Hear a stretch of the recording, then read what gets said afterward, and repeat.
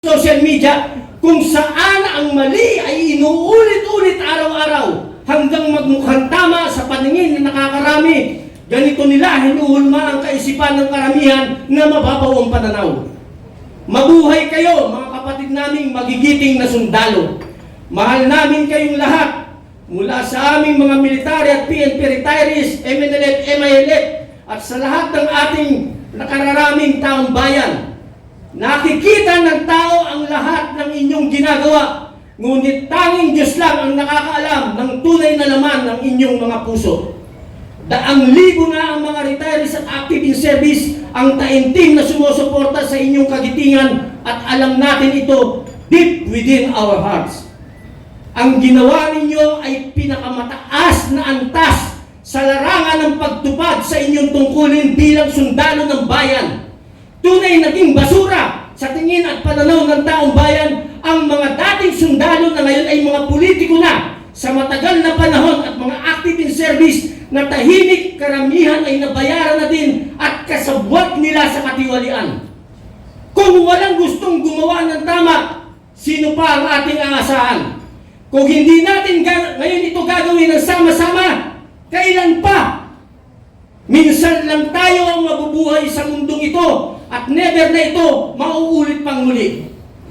Hindi namin kayo iiwanan ang ating magigiting na mga Marines sa laban at sama-sama tayong mamamatay para itama ang maraming pagkakamali sa nag-iisa nating bayan. Lahat tayo ay huhusgahan ng Diyos at ng kasaysayan. Sama-sama tayo ngayon na! Marines! Marines! Marines!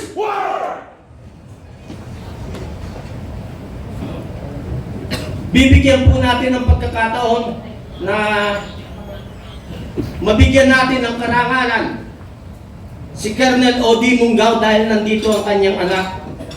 Sertipiko ng pagkilala na ibinibigay ng United People's Initiative at ng ating Philippine Alliance for Nation, ng ating PANA. Sertipiko ng pagkilala iginawad ng United People's Initiative sa ngalan ng mga retiradong kawal at lingkod bayan kay Colonel O.D. Munggao, Philippine Army. Sa iyong malinaw at matatag na paninindigan, pagpatatibay na yung katapatan sa Armed Forces of the Philippines at sa Konstitusyon. Habang mahinahong inihiwalay ang personal na suporta sa sino mang pinunong haharap sa mabibigat na paratang sa pagpili mong unahin ang institusyon, ang batas at ang bayan higit sa sino man. Ipinamalas mo ang tunay na diwa ng isang kawal, katapatan sa tungkulin, dangal sa paninindigan at pag-ibig sa inang bayan. Isang huwaran na makabayang paglilingkod, matatag, marangal, makabayan. Iginagawad ngayong araw ng Marso 6 bilang pagkilala sa iyong natatanging paglilingkod sa bayan. Signed by Captain Ray Valeros, PN Reserve Secretary General and Major General Romy B. Puquis, Philippine Air Force Staff, Founding Chairman and Lead Convener. Sir, please do the honor.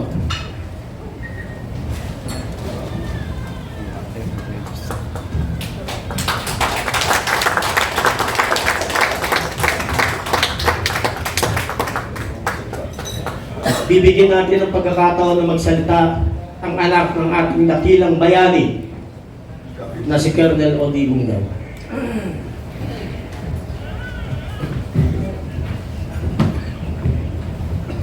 So, hello po. Good morning to each and every one of us. On behalf of Colonel O.D. Munggao,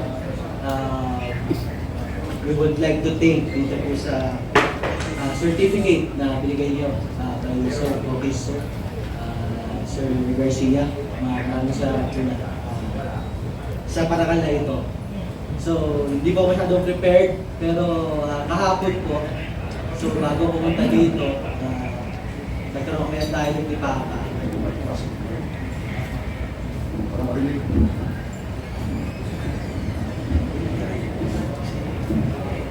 So, nagkaroon kaya tayo ni Papa kahapon.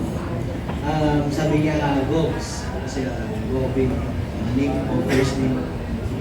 So, sabi mo kila Sir na laban lang tayo. So, ako po, nirelay ko sa inyo kung ano yung gusto yung masabi ni Papa sa sambayan ng Pilipino, that Filipino is worth fighting for, as he said dun sa post niya. And maraming salamat. Huwag nating hayaan na hindi mapakinggan ng taong bayan ang pangalan ng ating magigiting na 18 Marines kasama si Sergeant Tudesa. General Romy Puki, sir, please on the stage. General Virgil Garcia, please on the stage. Colonel Jun Metran, please be on the stage. General Kaloy Kita, please be on the stage. Colonel John Galang, please come here on the stage, sir.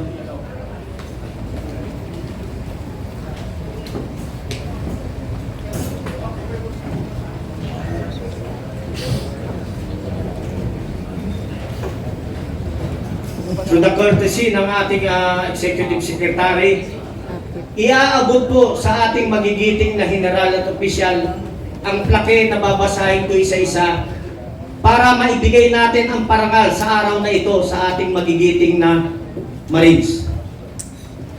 At ulitin ko po, nagpapasalamat tayo. Lahat po ay inimbitahan natin. Wala pong kulay ang ating parangal sa araw na ito.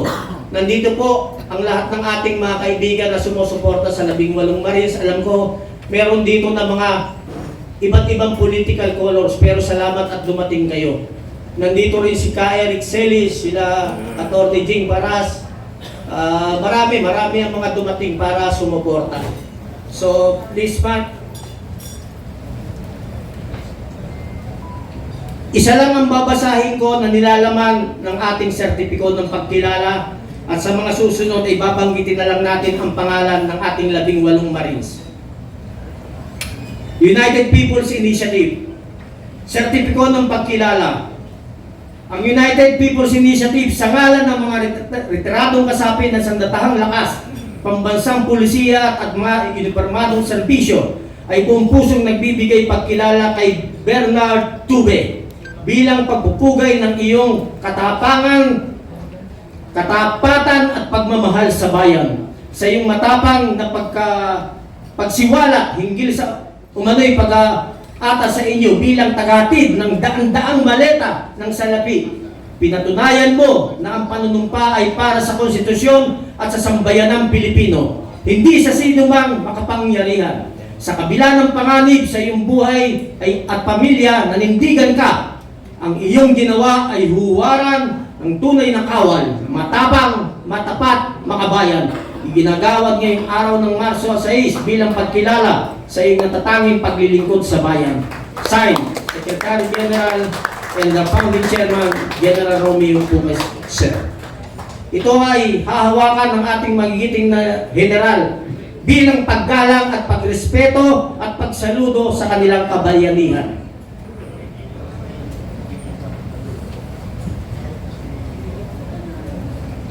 Benny S. Bolontante, Rodante Orbilio, Christopher Esquivel, Romeo Romel Bubares,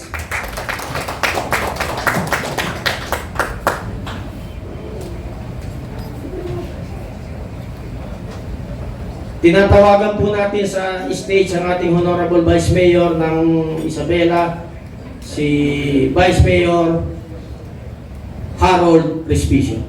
Sir, please. Sir, please. Anselmo Taberdo, Jolly Cadjao, Cecilio Larodel, Crisante Dado, Roseworth Maupan, Johnny Buduan, Reneboy Julian, George Villalon Jr., Hil Natividad Jr., Walter Manalansan, Romel C. Galapon, Bernardo Gumban, Fidel Corpus, Orly Regala Gutesa,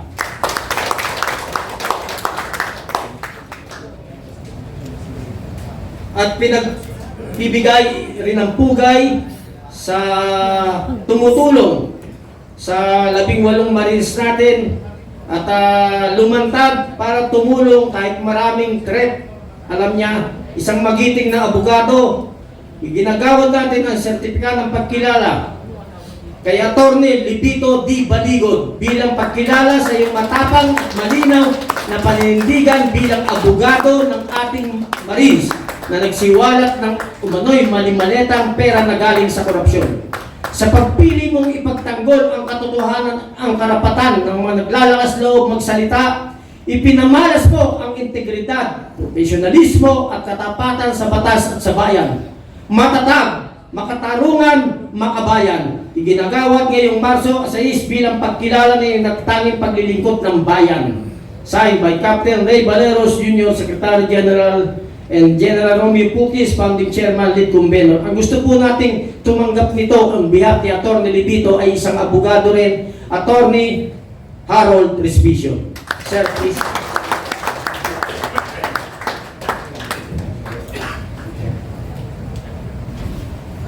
Very handsome, huh?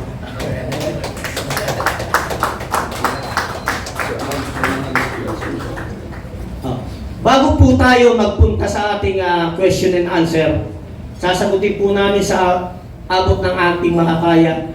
Gusto ko pong bigyan ng parangal ang mga sumusuporta ng mga retirees.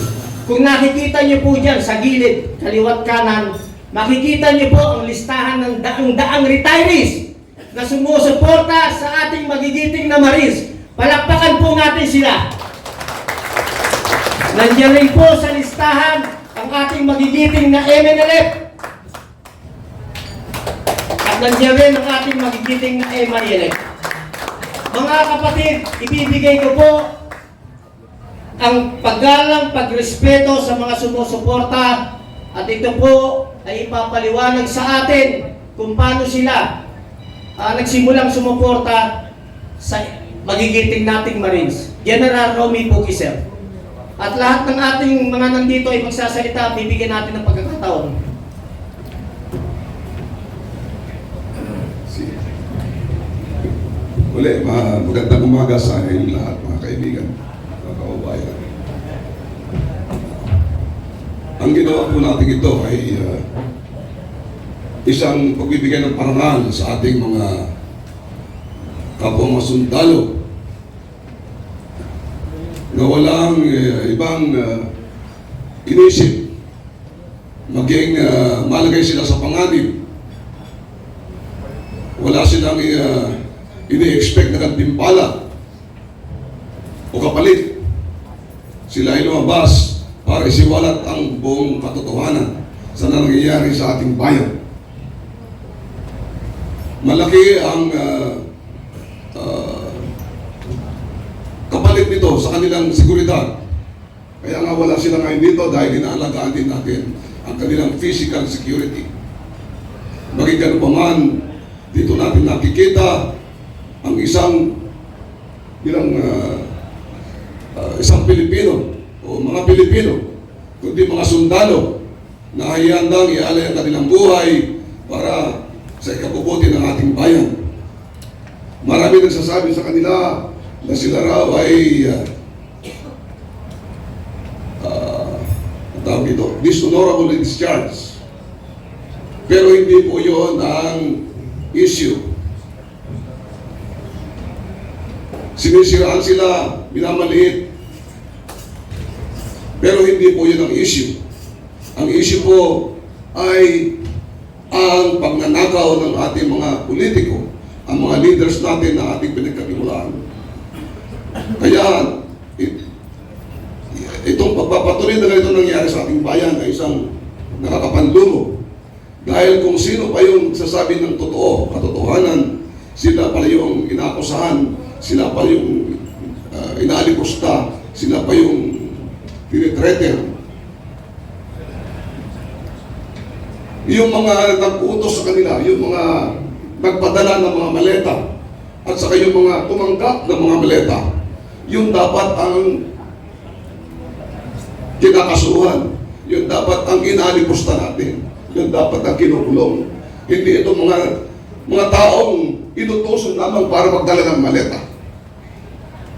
Kaya ang United People's Initiative, ang ating alliance sa ating mga iba-ibang grupo na allied sa United People's Initiative, ang Philippine Alliance for National Accountability, at marami pang iba, ay nagkaisa para bigyan ng parangal ang ating mga magigiting na mga sundalong ito. So unfortunately, sabi ko nga po, wala sila dito ngayon. Maging ganun pa man, ang maraming mga retired, hindi lamang sa armed forces, hindi lamang mga sundaluhan, pati na ating kapulisan, pati na yung ating mga Coast Guard, yung ating mga BJNP, yung Bureau of Fire Protection, yung ating mga kaibigan, mga Muslim warriors, brothers from the Bangsamoro, ang ating mga kaibigan at kapatid na Muslim from the Moro National Liberation Front of MLF, at saka yung mga Moro Islamic Liberation Front, kung saan sila mismo ay nagpakita ng pagkilala, pagpaparangal dito sa mga sundalong mga naglahad nito mga kalokohan sa ating bayan. So muli mga kababayan, maraming salamat sa inyo at pagdating. At i-announce na lang po natin kung kailan po natin daranapin yung aktual na nandito sila. Meron ditong representative ng ating Bangsamoro, Dato Alan, baka pwedeng magbigay ng konting pananalita ng ating kaibigan sa Bangsamoro. Yan lamang po. Thank you. Good morning. Dato.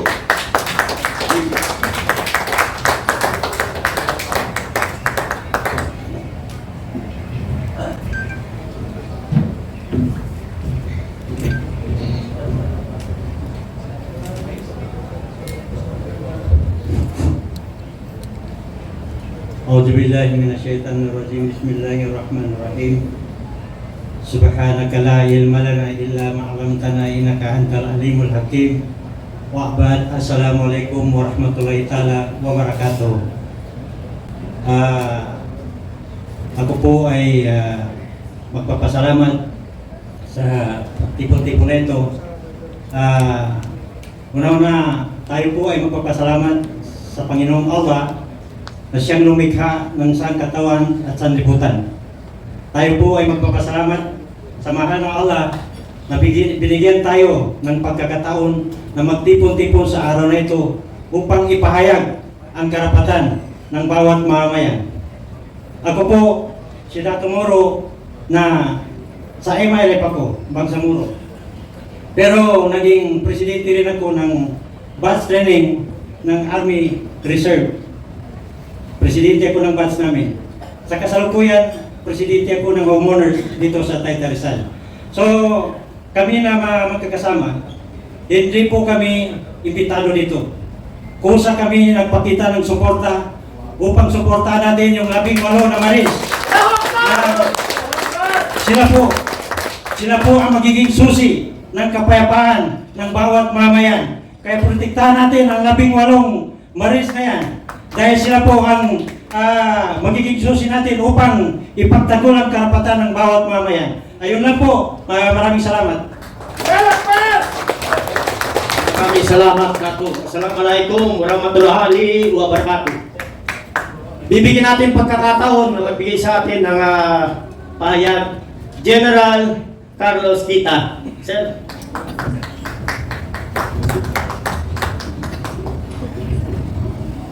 Maraming salamat sa inyo lahat sa pagdalo niyo dito sa event na ito. Yun nga lang, hindi po nakarating yung ating dapat parangalan except yung sa anak ni General Munggaw. No? Anyway, bakit kami nandito at bakit patuloy ang aming laban? May nagtatanong nga sa akin, no? Ilang beses lagi yan, tinatanong, sir, retired ka na. Sabi mo nga, 68 years old ka na, and yet, dito ka. Oo nga, yun ang irony, no? Nung kabataan ko, hindi naman ako sumasali sa mga ganito. Pero kung kailan ako retired, at dapat ay nandoon na sa tumba-tumba, nagre-relax, nagkakape, bakit nandito kami sa kalsada, nandito kami ngayon, sa Club Filipino na isang historical place na kung saan dito maraming nangyari dito. Yung 1986 EDSA Revolution, maraming pag-meeting dito. So, bakit nga ba? Dahil ayaw namin, kaya nabanggit kanina ni Captain Ray Valeros, na isang beses lang tayo mabubuhay sa mundo ito. And wala na ulit, no? So, hindi namin maatim na pag nawala kami dito sa mundong ito, yung mamanahin ng aming mga anak, ng aming mga apo at mga apo ng ating mga ay wala nang Pilipinas. Kasi sa kasalukuyan ang nangyayari ay talagang hindi na matanggap ng kahit sinong Pilipino, except yung mga natatapalan ng mga maleta, yung mga binibenta ang kanilang prinsipyo. Maganda nga at ito may mga nagkaso na sa 18 at saka iba sa iba pa na nagsasalita. Bakit maganda? Dahil ito na lang ang paraan para mailabas yung mga ebidensya. Matuwa po tayo. Nag-file na si former Senator Trillanes. Maganda. Sa comment ko nga ito, maganda yan. Nag-file na rin si Secretary Ed Año. Actually, si Secretary Ed Año. Mista ko yan sa Academy. Talaga namang mahusay na yan. Officer. Ang comment ko lang doon, maganda at nag-file dahil doon malalaman natin ang katotohanan. Kasi pagdating sa korte, lalabas po kung sino nag-deliver, meron pa yan mga video, hindi lang po picture yan. No? Maraming ebidensya na ilalabas yung 18 sundalo na yan. Kaya discharge man sila, honorably or dishonorably, o nag-retire ng maayos. Ang mahalaga yung katotohanan. Yung iba nga dyan, nagsasabi na imbestigahan hinahanapan ng butas. Gumagamit pa ng statistics, ng mathematics, na imposible raw. Dahil ilang delivery raw yan, kung 800 billion. Hindi naman sinasabi ng mga Marines na yon, ang total ng deliver nila ay 805 billion. Hindi naman. Ang sinasabi nila, ang pinapatotohanan nila, ay yung mga dineliver nila kung ilang maleta. So yun po ang pinapatotohanan nila kung ilan yun. So para malaman ang katotohanan, tama po yan. Sa kaso, lalabas. Sa hustisya o sa korte, lalabas po yan.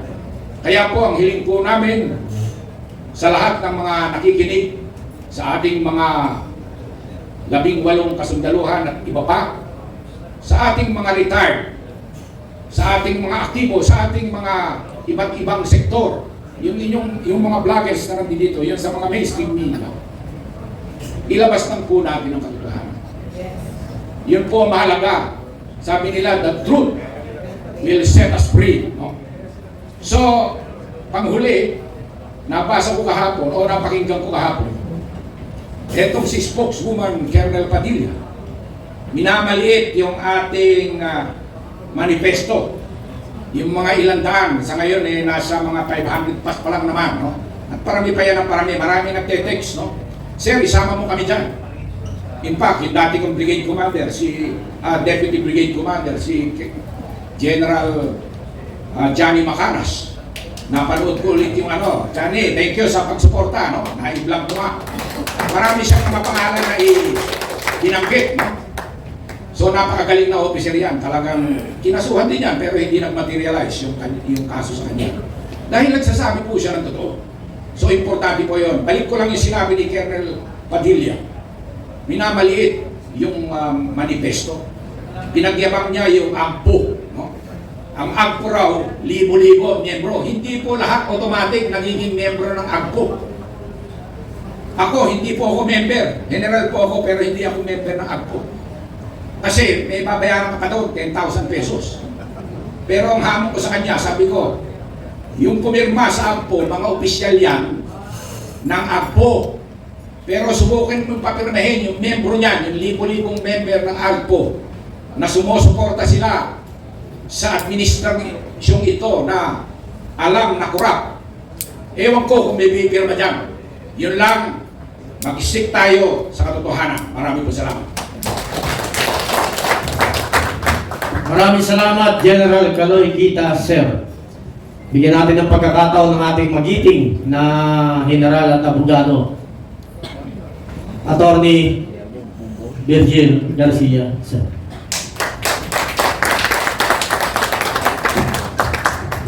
Magandang umaga po sa inyong lahat. Miyembro po ako ng AGPO. Pero kami po sa AGPO, nakapagsalita lang po ng konti. Marami pong exchanges ng ideas doon eh. Alam niyo na, mga retiradong general yung nandun. So lahat ng ideas, nilalabas for academic discussion. Walang mali, walang tama, basta sabihin mo yung iyong opinion and then but you know there is a point where where they take a common stand. Ayaw po niya ng corruption. Yun lang po about AGPO naman ni General Kita. Wala po akong prepared na speech this morning. Gusto ko lamang pong i-focus yung ating atensyon. Ano po? Kasi alam ko ninyo, nung nag-aral ako ng abogasya sa Ateneo de Manila, iba yung pinag-aralan namin sa nangyayari ngayon. Noong araw, sa aming pinag-aralan, yung tatlong foundation ng ating gobyerno, yung ating tatlong foundation ng ating demokrasya, yung executive, legislative, and judicial, yung dapat yung nagbabantay sa ating saligang batas. And the fourth pillar of democracy is press, media. Ngayon po, sa panahon ngayon, kayo na lamang po ang tumatayo para sa ating demokrasya, ang mga independent bloggers. Kayo na lamang po ang maaari namin asahan na maglalahat ng katotohanan at ipagpatuloy ang ating laban para sa kalayaan, sa pananagutan at sa justisya. Bago po ang lahat, pasalamat ako sa Duterte campaign team na nagbigay ng suporta sa atin dito, sa Kampilan, sa PANA, sa PDP Laban, at sa inyo lahat po maraming salamat. Kahapon po, alam po ninyo kaya ako nasabihan, nakakapagtaka, ngayon, ang nagsasabi ng totoo, ngayon ang nagsasabi ng nalalaman niya para sa pananagutan, para sa justisya, yun ang inuusig ng batas. Yun ang pinapagalitan ng kanyang organisasyon. Alam nyo na, hindi ko na papangalanan. Pagka ikaw ay tumayo, arestado ka, hindi ka pwedeng magsalita. Pagka ikaw ay naglahat ng katotohanan, ahabulin ka, sisiraan ka sa media, i-discredit ka. Alam po ninyo, kahit batang musmus, pagka yan ay naka-witness ng isang bagay at yung kanyang na-witness ay kaya niyang ilahad sa korte, sa hukuman, yung pong batang musmus na yon ay credible witness. Hindi po siya madi-disqualify dahil lamang sa siya ay batang musmus. Let us take it to the extreme. I take this against advisement. Sabi sa akin, General, maging gender conscious ka. Pero I'm not being sexist, I'm not being ano. Sabi ko po kasi, na isang example ko, pagka dinidiscredit mo yung mga witnesses, katulad nitong ating mga 18, sabihin na natin 20 yan, sama na natin si Colonel Grijaldo ng Pulis, 21 po yan. Pag dinidiscredit nila, kesyo, yung kay Gutesa, hindi raw tama ang pagnotaryo, ano man yun? Okay? Ito daw, 18, nag-awol, na-dismiss, dishonorable discharge. Ano ngayon? Yun namang pagkaka-dishonorable discharge, may kwento yan. At hindi lahat ng dishonorable discharge dishonorable. Situational, you have to get into the bottom of it. But that again is not the issue. Merong dishonorable kasi naawol eh. Eh bakit naawol? Hindi po ako nakabalik agad pagkatapos ng aking leave dahil may sakit pa po ang nanay ko. Eh pagkatapos po nung gumaling ang nanay ko, dinala ko yung anak ko sa ospital at kailangan ko rin pong bantayan. Eh di lagpas na yung time mo para ikaw ay mag-report. 5 days, 7 days, awol ka na. Hindi mo na naasikaso kasi meron ka pa mga ibang problema, dishonorable ka na. Kasalanan pa niya yun.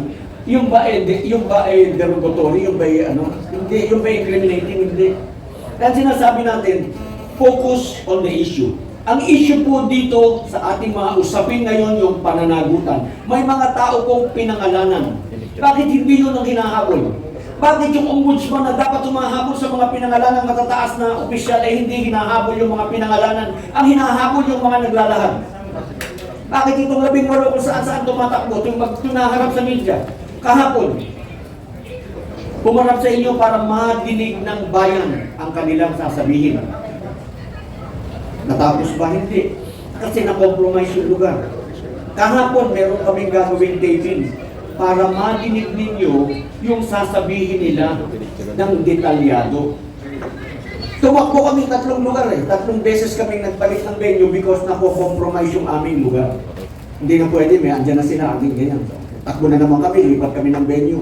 Hanggang sa hindi natuloy. Pero ang sa amin lamang gustong gawin, wala kaming gustong siraan. Wala kaming gustong papangitin sa paningin ng kahit sino man.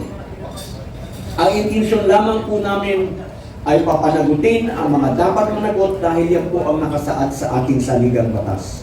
Ang UPI po, ang United People's Initiative, isa lamang po ang pinapanigan ng UPI Movement Inc. Yan po ang pangalan namin, UPI Movement Inc. Ang saligang batas. Sinisiguro namin na ang saligang batas ay dapat galangin, dapat sundin, at dapat ipagtanggol. Ngayon po ang ating saligang batas ay masyado nang nagagahasa, masyado nang nayuyurakat, masyado nang nasasalbahe. Hindi na po natin ginagalang, hindi na po ginagalang ng mga nakaposisyon sa gobyerno. Nakapagtataka po, meron nga po nagtatanong, hindi ako sila nagtatanong, I cope. Meron ba tayong gobyerno o mafia yung nagpapatakbo ng ating gobyerno? Kasi sila nagtatakipan eh, sila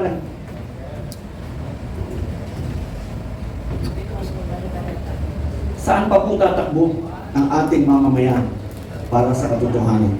Yung maliit na pamilya na namatayan, na hindi niya na madidinig yung boses ng kanyang anak. Tatay, wala na. Nalunod na eh. Hindi niya na mayayakap si kuya, si ate, wala na. Nalunod na. Si tatay hindi na uuwi. Paano yung justisya para sa kanila? Dahil kung sa mga flood control na kung naitayo, hindi sana sila maaaring namatay. Yan po yung pinaglalaban natin. Yan po ang focus. Dapat po si Ombudsman, tawagin niya lahat ng pinangalanan at protektahan niya. Itong 18, hindi yung 18 ang uusigin niya, hindi yung 18 ang sasabihin niya. Wala kayong kwenta mga sundalo dahil kayo discredited, kayo... si Senator Lacson sinabi mayroong isa hindi naman mga dishonorable discharge yan. Yung isa reservist. Ano ngayon? That is not the issue. The issue, ladies and gentlemen, pagka ganyan, magkaisa-isa tayo, usigin natin ang usigin hanggang sa, ewan ko, wala na yatang diya sa kanilang mga anak. I mean, can you face your child in the morning during breakfast? Kung ganyan ang paninindigan mo sa bayan at nadidinig ng... Si Sandy kaya nagbago yun, inusig ng anak eh. Hindi niya kaya yung pag-uusig ng anak niya. Natatay, hindi ko alam, ikaw pala ganyan, eh, tagal na kitang iniidolo. I don't know what this guys. So yun lang po, mga kasama, huwag po kayo magbabago. Alam po ninyo, isa-isa na lang. Sabi nila, walang bisa yung kanilang statement ng 18 kasi joint affidavit. Okay? Dapat daw, isa-isa. Gusto ni Boying isa-isa para isa-isa kaya niyang bilhin. Okay? Ikaw, pagkaisa ako, akin ang affidavit mo, tapos na, mag-issue ka ng iba, babayaran kita. Tapos ang kwento. Hindi ko sa pinagbibintangan, example lang ito, ha? Example lang ng pwedeng mangyari. Pinapaliwanag ko lamang bakit joint affidavit. Pag joint affidavit, binayaran ko isa doon, kasama pa rin siya. Kahit siya magpabayad. Kasi joint affidavit. Andun pa rin ang pirma niya. Pasinungalingan niya, sagutin niya sa 17. Diba? So mahirap, kaya ginawang joint affidavit. Para hindi mabili. 1 milyon, 2 milyon, 10 milyon, ang dami no? 1 trilyon yung pera nila eh. 1 trilyon yung kailangang panagutan, 1 trilyon yung kailangan sagutin sa taong bayan na dapat sana yung paligid, lalo doon sa amin sa Quezon City, sa District 2, gumanda sana ang paligid, gumanda sana ang buhay ng mga taga doon. Kung yung budget, ano ba budget doon sa District 2? 3.5 billion yata o 5.3 billion. Hindi ko na matandaan. Basta in the billion. Punta kayo sa Quezon City sa District 2, sa Commonwealth, sa Holy Spirit, sa Payatas, sa Bagong Silangan. Kung nagkaroon ng pagbabago despite that money that was allotted to the district. Huwag po kayong magbabago. Maraming salamat po. Magtulungan tayo. Labanan natin ang katiwala. Maraming salamat, General Attorney Virgil Garcia.